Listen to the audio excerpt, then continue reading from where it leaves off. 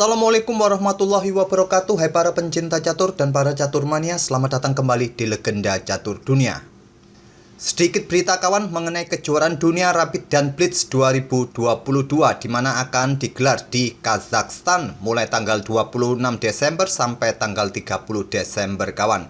Itulah sedikit beritanya, dan kita kembali ke turnamen online chess.com Global Championship di babak final matchday pertama kemarin malam kawan, yang dipimpin oleh Wesley So terhadap Nihal Sarin 3-1 dengan memetik 2 kali kemenangan dan 2 kali remis. Dan akan berlanjut malam ini kawan, matchday kedua. Nanti Wesley So ini hanya membutuhkan 1 kali kemenangan dan 1 kali remis, atau 3 kali remis sudah cukup mengantarkan Wesley So menjadi juaranya dan mendapatkan hadiah sebesar 200.000 US dollar atau setara sekitar 3 miliar rupiah kawan.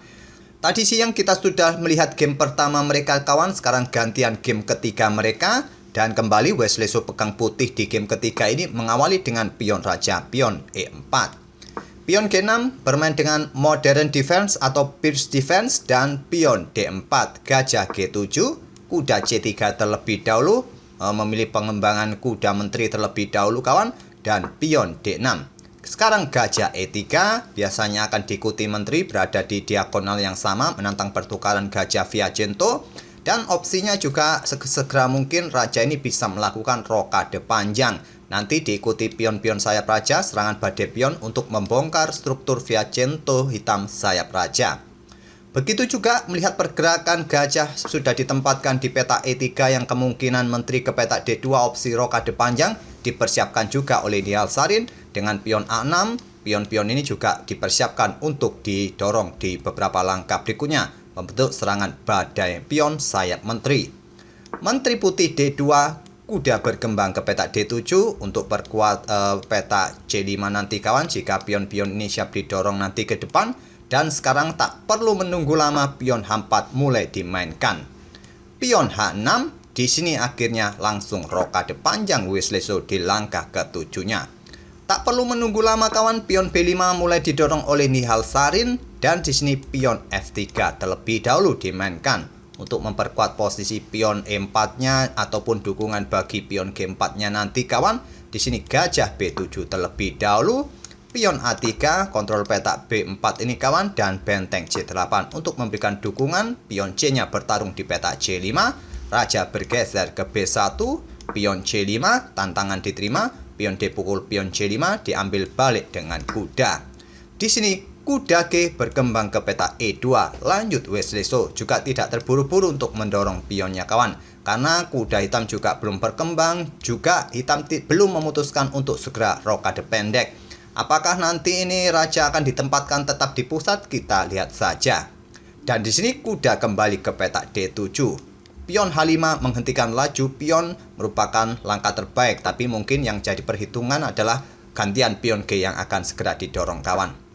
Kuda D7 pilihan Nihal Sarin, sekarang kuda ke D5 menantang pertukaran dengan gajah kawan atau pressure pion pusat peta E7 ini, atau nanti juga diikuti kalau kuda ini lompat kawan, menteri akan diserang oleh gajah, ataupun dengan kuda nanti manuver serang benteng bisa juga, perlu diperhatikan kuda ini nanti kawan.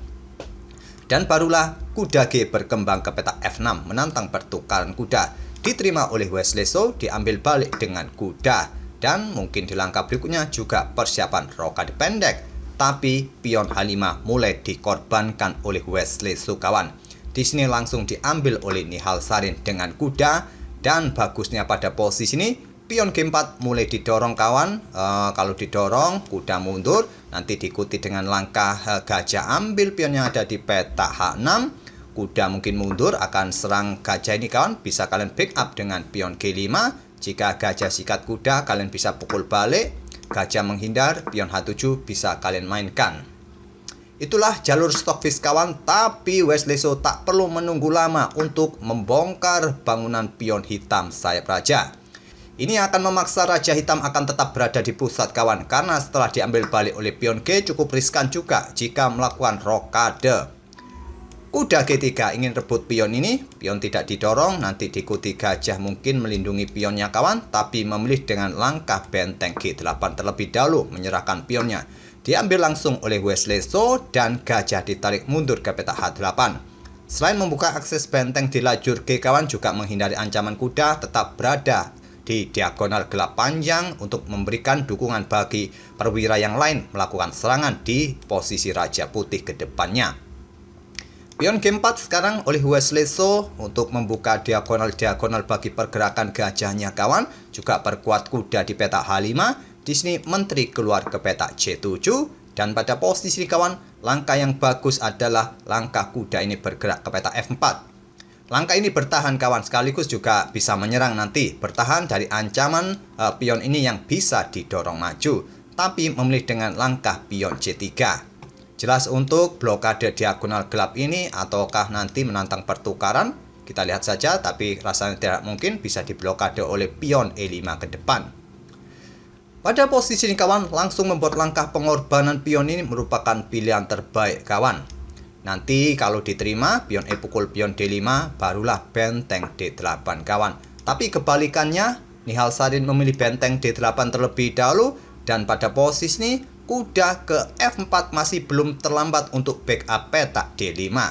Tapi memilih dengan langkah gajah D4, seperti yang saya sebut tadi, pion E5 dimainkan oleh Nihal Sarin, gajah mundur ke petak F2. Dengan ide main ke diagonal ini nanti, kawan, untuk serang benteng, barulah pion D5 dimainkan.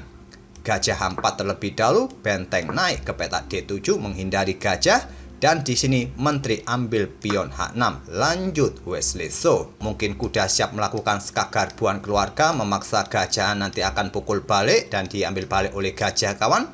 Mungkin itulah yang rencana dari Wesley So, tidak dipedulikan oleh Nihal Sarin, dia membuka lajur D, pion D pukul pion E4.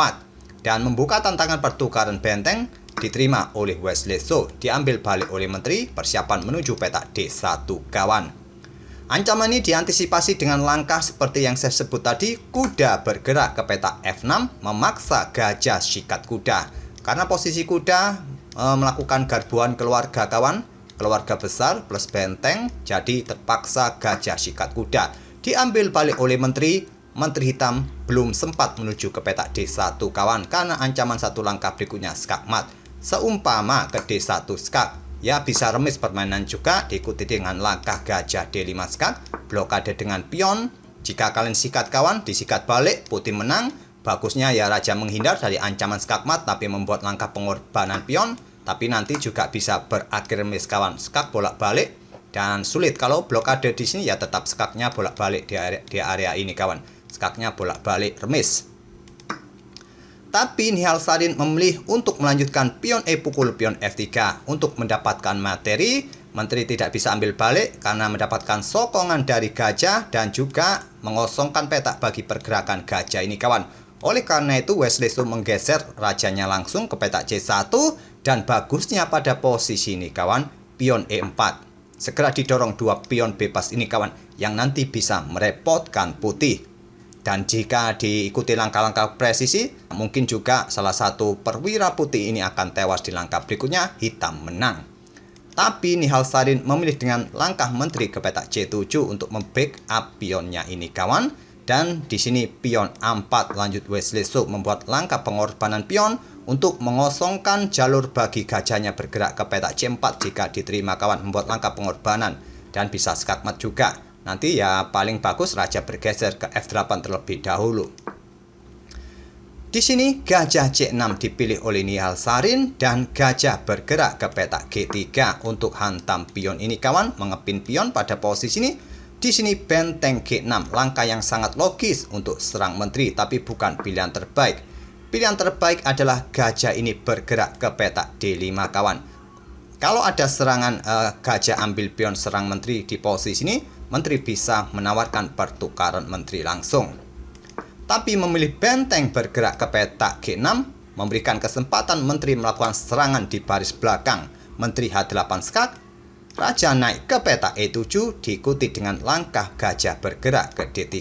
Mulai aktif gajah serang benteng, memilih dengan langkah pion F2, kawan, langkah brilian. Jika gajah ambil benteng, ya pion bisa promosi dengan tempo skak.